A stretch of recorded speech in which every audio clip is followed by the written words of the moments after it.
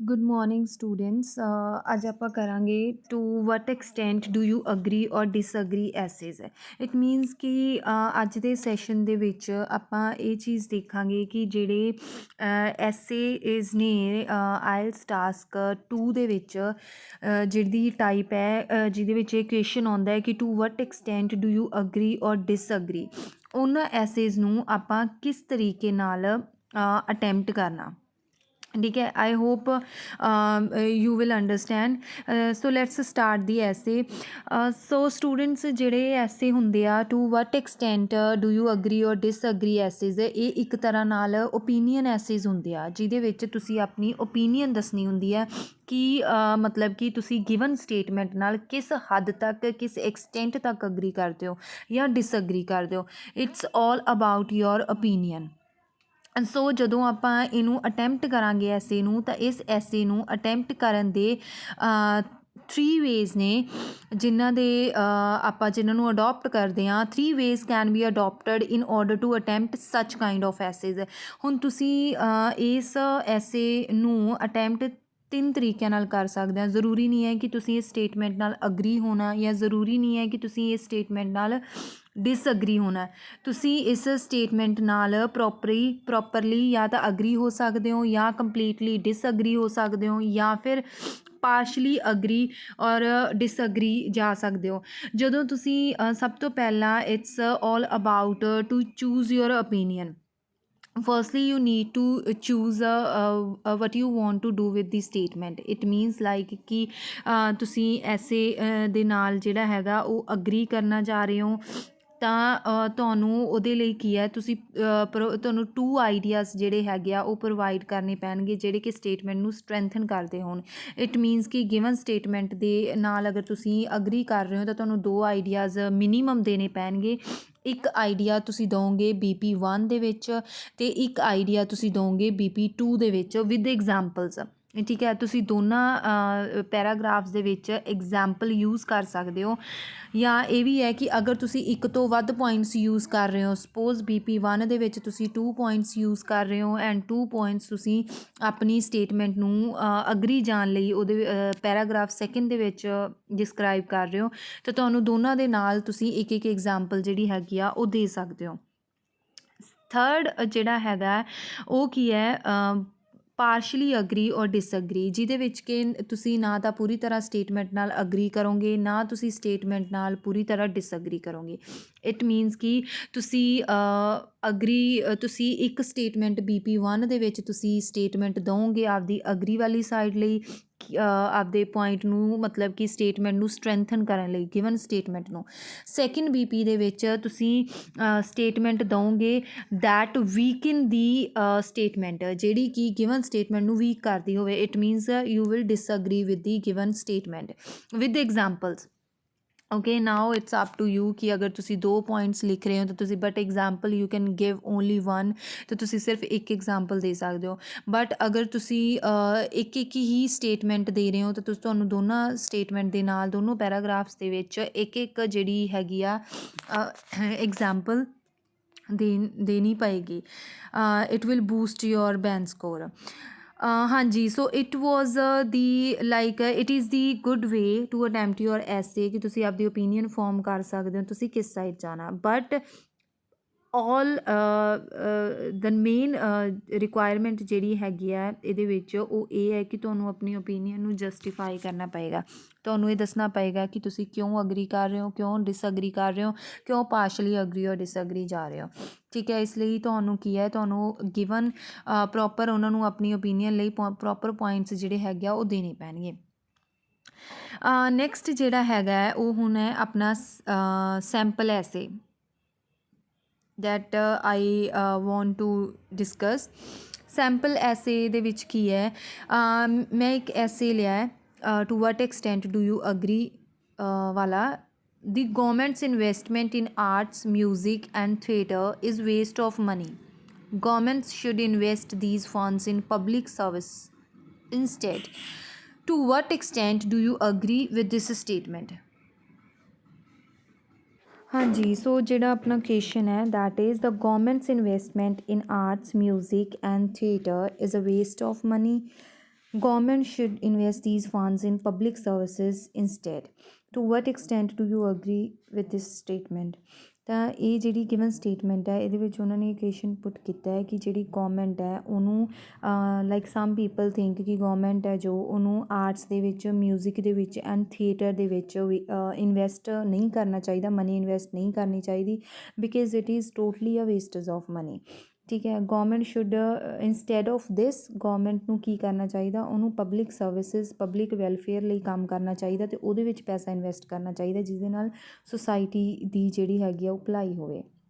To what extent do you agree with this statement? ਹੁਣ ਤੁਸੀਂ ਇਹ ਦੱਸਣਾ ਹੈ ਕਿ ਤੁਸੀਂ ਇਸ ਸਟੇਟਮੈਂਟ ਨਾਲ ਅਗਰੀ ਕਰ ਰਹੇ ਹੋ, ਡਿਸਅਗਰੀ ਕਰ ਰਹੇ ਹੋ ਜਾਂ ਫਿਰ ਪਾਰਸ਼ਲੀ ਅਗਰੀ ਜਾ ਰਹੇ ਹੋ। ਜਿੱਦਾਂ ਕਿ ਇਹਦੇ ਵਿੱਚ ਅਗਰ ਤੁਸੀਂ ਚੂਜ਼ ਕਰਦੇ ਹੋ ਸਟੇਟਮੈਂਟ ਦੇ ਨਾਲ ਅਗਰੀ ਕਰਨਾ ਜਾਂ ਸਟੇਟਮੈਂਟ ਅਗਰ ਤੁਸੀਂ ਸਟੇਟਮੈਂਟ ਦੇ ਨਾਲ ਅਗਰੀ ਕਰ ਰਹੇ ਹੋ, ਸਪੋਜ਼ ਫਸਟ ਇਜ਼ ਕਿ ਆਪਾਂ ਕਹਾਂਗੇ ਕਿ investment in arts music and theatre is a wastage of money. ਅਗਰ ਆਪਾਂ ਇਹ ਚੀਜ਼ ਕਹਿੰਦੇ ਹਾਂ ਕਿ ਜਿਹੜੀ ਇਨਵੈਸਟਮੈਂਟ ਹੈ ਆਰਟਸ ਅਤੇ ਮਿਊਜ਼ਿਕ ਦੇ ਵਿੱਚ, so first is investment in arts music and theatre is a waste of money. ਅਗਰ ਆਪਾਂ ਜਿਹੜਾ ਹੈਗਾ ਇਸ ਸਾਈਡ ਜਾਂਦੇ ਹਾਂ ਕਿ ਜਿਹੜੀ ਇਨਵੈਸਟਮੈਂਟ ਹੈ ਆਰਟ ਮਿਊਜ਼ਿਕ ਐਂਡ ਥੀਏਟਰ ਦੇ ਵਿੱਚ that is wastage of money, it means ਆਪਾਂ ਅਗਰੀ ਕਰ ਰਹੇ ਹਾਂ ਤਾਂ ਤੁਹਾਨੂੰ ਪਹਿਲਾਂ ਉਹਦੇ ਲਈ ਪੁਆਇੰਟਸ ਬਣਾਉਣੇ ਪੈਣਗੇ ਅਤੇ ਜਿਹੜੇ ਤੁਹਾਡੇ ਦੋਨੋਂ ਪੈਰਾਗ੍ਰਾਫਸ ਨੇ ਉਹਦੇ ਵਿੱਚ ਸਿਰਫ ਤੁਹਾਨੂੰ ਪੁਆਇੰਟਸ ਲਿਖਣੇ ਪੈਣਗੇ ਅਗਰੀ ਲਈ। ਠੀਕ ਹੈ, ਅਗਰ ਤੁਸੀਂ ਸਿਰਫ ਇੱਕ ਸਾਈਡ ਜਾ ਰਹੇ ਹੋ ਤਾਂ ਜਿੱਦਾਂ ਕਿ ਆਰਟਸ ਲਈ ਇਸ ਸਟੇਟਮੈਂਟ ਨੂੰ ਅਗਰੀ ਕਰਨ ਲਈ ਮੈਂ ਕੁਛ ਪੁਆਇੰਟਸ ਲਏ ਨੇ, ਜਿੱਦਾਂ ਕਿ first one is art music and theatre don't help to solve urgent problems of the society. As we know ਕਿ ਜਿਹੜੀ ਆਰਟ ਮਿਊਜ਼ਿਕ ਐਂਡ ਥੀਏਟਰ ਹੈ ਉਹ ਹੈਲਪ ਨਹੀਂ ਕਰਦਾ ਕਿ ਲੋਕਾਂ ਦੀਆਂ ਜਿਹੜੀਆਂ ਪ੍ਰੋਬਲਮਸ ਹੈ ਅਰਜੈਂਟ ਪ੍ਰੋਬਲਮਸ ਹੈ ਜਿਹੜੀ ਬਹੁਤ ਜ਼ਿਆਦਾ ਜ਼ਰੂਰਤ ਆ ਉਹਨਾਂ ਨੂੰ ਫਾਈਨੈਂਸ਼ਲੀ ਉਹ ਪੂਰੀਆਂ ਹੋ ਸਕਣ। that's why it's not a good option to invest in arts music and theatre. Second point we can say this, art and music can develop as hobbies। ਅਗਰ ਇੱਦਾਂ ਹੋਵੇ ਕਿ ਜਿਹੜੀ ਆਰਟ ਐਂਡ ਮਿਊਜ਼ਿਕ ਹੈ ਉਹਨਾਂ ਨੂੰ ਐਜ਼ ਅ ਹੌਬੀ ਡਿਵੈਲਪ ਕੀਤਾ ਜਾਵੇ ਰਾਦਰ ਦੈਨ ਉਹ 'ਤੇ ਮਨੀ ਇਨਵੈਸਟ ਕਰਨ ਦੀ ਬਜਾਏ ਐਂਡ ਉਹੀ ਮਨੀ ਜਿਹੜੀਆਂ ਲੋਕਾਂ ਦੀਆਂ ਜ਼ਰੂਰਤਾਂ ਪੂਰੀਆਂ ਕਰਨ ਲਈ ਲਗਾਈ ਜਾਵੇ ਤਾਂ ਇਹ ਚੀਜ਼ ਬੈਟਰ ਹੋਊਗੀ। ਇਹਦੇ ਨਾਲ ਕੀ ਹੋਊਗਾ, ਹੌਬੀਜ਼ ਜਿਹੜੀ ਆਰਟ ਐਂਡ ਮਿਊਜ਼ਿਕ ਆ ਉਹ ਐਜ਼ ਅ ਹੌਬੀ ਵੀ ਮਤਲਬ ਕਿ ਡਿਵੈਲਪ ਹੋ ਜੂਗੀ ਅਤੇ ਜਿਹੜਾ ਗੌਰਮੈਂਟ ਦਾ ਪੈਸਾ ਉਹ ਵੀ ਬਚ ਜੂਗਾ। Third point, if we can take it is if artists and musicians were employed at more traditional jobs there would be a great benefit for science and industry। ਤਾਂ ਉਹ ਕਹਿ ਰਹੇ ਆ ਕਿ ਅਗਰ ਮਤਲਬ ਕਿ ਜਿਹੜੇ ਆਪਣੇ ਆਰਟਿਸਟ ਨੇ ਮਿਊਜ਼ੀਸ਼ੀਅਨਸ ਨੇ ਉਹਨਾਂ ਨੂੰ ਅਗਰ ਜੋਬ ਦਿੱਤੀ ਜਾਊਗੀ, ਠੀਕ ਹੈ, ਅਗਰ ਉਹ ਜੋਬ ਲੈਣਗੇ ਇਟ ਮੀਨਸ ਕਿ ਉਹਨਾਂ ਨੂੰ ਕੋਈ ਹੋਰ ਤਰੀਕੇ ਦੀ ਜੋਬ ਕੀਤੀ ਜਾਊਗੀ ਤਾਂ ਇਸ ਨਾਲ ਕੀ ਹੈ ਮਤਲਬ ਕਿ ਕੰਟਰੀ ਦੀ ਜਿਹੜੀ ਇਕੋਨਮੀ ਹੈ ਐਂਡ ਉਹਦੀ ਸਾਇੰਸ ਐਂਡ ਉਹਦੀ ਇੰਡਸਟਰੀ ਹੈ ਉਹਨੂੰ ਕੀ ਹੈ ਮਤਲਬ ਕਿ ਬੈਨੀਫਿਟ ਹੋਊਗਾ। So all I want to say is it's just a sample ਕਿ if you want to go and this side of like you are agree with the essay with the statement, ਅਗਰ ਤੁਸੀਂ statement ਨਾਲ and ਐਸੇ ਨਾਲ agree ਕਰ ਰਹੇ ਹੋ ਤਾਂ ਉਹਦੇ ਲਈ ਤੁਸੀਂ ਇਹ 3 ਪੁਆਇੰਟਸ ਯੂਜ਼ ਕਰ ਸਕਦੇ ਹੋ ਐਂਡ ਇਹ 3 ਪੁਆਇੰਟਸ ਤੁਸੀਂ ਇੱਕ ਪੈਰਾਗ੍ਰਾਫ ਦੇ ਵਿੱਚ ਯੂਜ਼ ਨਹੀਂ ਕਰੋਗੇ, you will use these points in BP1 and BP2। okay, it is up to you whether you want to take only 2 points ਕਿ ਇੱਕ ਪੁਆਇੰਟ ਤੁਸੀਂ BP1 ਦੇ ਵਿੱਚ ਲਿਖ ਰਹੇ ਹੋ, ਇੱਕ ਪੁਆਇੰਟ ਤੁਸੀਂ BP2 ਦੇ ਵਿੱਚ ਲਿਖ ਰਹੇ ਹੋ, it is all upon you।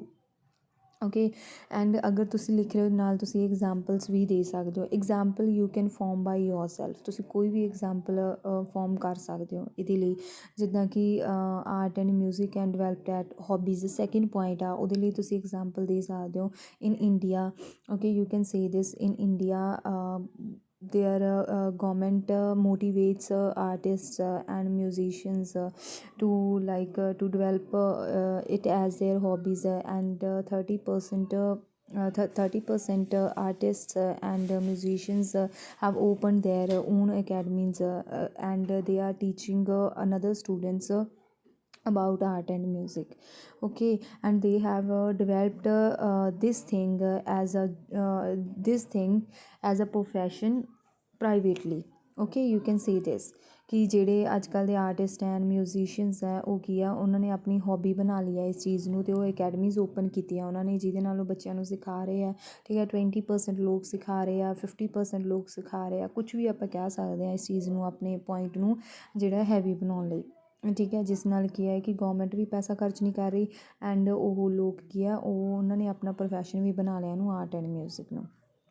ਹੁਣ ਸੈਕਿੰਡ ਥਿੰਗ ਕੀ ਹੈ, ਅਗਰ ਆਪਾਂ ਇਹ ਚੀਜ਼ ਕਹਾਂਗੇ ਕਿ investment in arts music and theatre is not a waste of money, ਕਿ ਇਹ ਵੇਸਟ ਆਫ ਮਨੀ ਨਹੀਂ ਹੈ, ਤਾਂ ਉਹਦੇ ਲਈ ਵੀ ਆਪਾਂ ਨੂੰ ਸੇਮ ਪੈਟਰਨ ਰੱਖਣਾ ਪਏਗਾ ਕਿ BP1 ਐਂਡ BP2 ਦੇ ਵਿੱਚ ਆਪਾਂ ਨੂੰ ਆਪਣੀ ਸਟੇਟਮੈਂਟ ਨੂੰ ਜਸਟੀਫਾਈ ਕਰਨ ਲਈ ਪੁਆਇੰਟਸ ਦੇਣੇ ਪੈਣਗੇ ਵਿਦ ਐਗਜ਼ਾਮਪਲਸ। ਜਿੱਦਾਂ ਕਿ ਮੈਂ 3 ਪੁਆਇੰਟਸ ਬਣਾਏ ਆ, ਜਿਹਦੇ ਵਿੱਚੋਂ ਕਿ you can take 2 points for example. First one is the arts and music preserve unique culture and heritage, pass on nation's culture character and tradition to future generations. ਉਹ ਕਹਿੰਦੇ ਆ ਕਿ ਜਿਹੜੀ ਆਰਟਸ ਹੁੰਦੀ ਹੈ ਅਤੇ ਮਿਊਜ਼ਿਕ ਹੁੰਦੀ ਹੈ, ਕਿਉਂਕਿ ਉਹ ਆਪਣੇ ਕਲਚਰ ਨੂੰ ਆਪਣੀ ਵਿਰਾਸਤ ਨੂੰ ਪ੍ਰੀਜ਼ਰਵ ਕਰਕੇ ਰੱਖਦੇ ਆ, ਇਸੇ ਲਈ ਗੌਰਮੈਂਟ ਨੂੰ ਚਾਹੀਦਾ ਕਿ ਉਹਨਾਂ 'ਤੇ ਪੈਸਾ ਖਰਚ ਕਰਨ, ਜਿਸ ਨਾਲ ਕਿ ਆਪਣੀਆਂ ਫਿਊਚਰ ਜਨਰੇਸ਼ਨਸ ਨੂੰ ਵੀ ਆਪਣੇ ਟਰਡੀਸ਼ਨਸ ਬਾਰੇ ਆਪਣੇ ਕਲਚਰ ਬਾਰੇ ਪਤਾ ਚੱਲੇ। Okay, and the second one is arts music and theatre are an integral part of the society's cultural and intellectual development and amusement। ਅਗਰ ਆਪਾਂ ਦੇਖਿਆ ਜਾਵੇ ਤਾਂ ਜਿਹੜੀ ਆਰਟ ਮਿਊਜ਼ਿਕ ਐਂਡ ਥੀਏਟਰ ਹੈ ਉਹ ਸੁਸਾਇਟੀ ਦੇ ਐਂਟਰਟੇਨਮੈਂਟ ਲਈ ਵੀ ਬਹੁਤ ਜ਼ਰੂਰੀ ਹੈ, ਕਿਉਂਕਿ as we know if movies were not there, ਅਗਰ ਮੂਵੀਜ਼ ਨਾ ਹੁੰਦੀਆਂ, ਅਗਰ ਥੀਏਟਰ ਨਾ ਹੁੰਦਾ, ਮਿਊਜ਼ਿਕ ਨਾ ਹੁੰਦਾ, ਠੀਕ ਹੈ, ਪੇਂਟਿੰਗਸ ਆਰਟਸ ਨਾ ਹੁੰਦੀ, ਤਾਂ ਆਪਾਂ ਕਿਸ ਤਰੀਕੇ ਨਾਲ ਐਂਟਰਟੇਨ ਕਰਦੇ ਆਪਣੇ ਆਪ ਨੂੰ। So it is a very important part for amusement, so government should invest in it. So second point ਜਿਹੜਾ ਹੈਗਾ ਉਹ ਇਸ ਚੀਜ਼ ਲਈ ਹੈ। ਇਹਦੇ ਲਈ ਤੁਸੀਂ ਐਗਜ਼ਾਮਪਲ ਦੇ ਸਕਦੇ ਹੋ, ਜਿੱਦਾਂ ਕਿ ਮੈਂ ਦਿੱਤੀ ਹੈ ਕਿ for example if movies for not be there, ਕਿ ਅਗਰ ਮੂਵੀਜ਼ ਨਾ ਹੋਣ, ਥੀਏਟਰ ਨਾ ਹੋਣ, ਤਾਂ we would not be able to amuse R ਸੈਲਵਸ।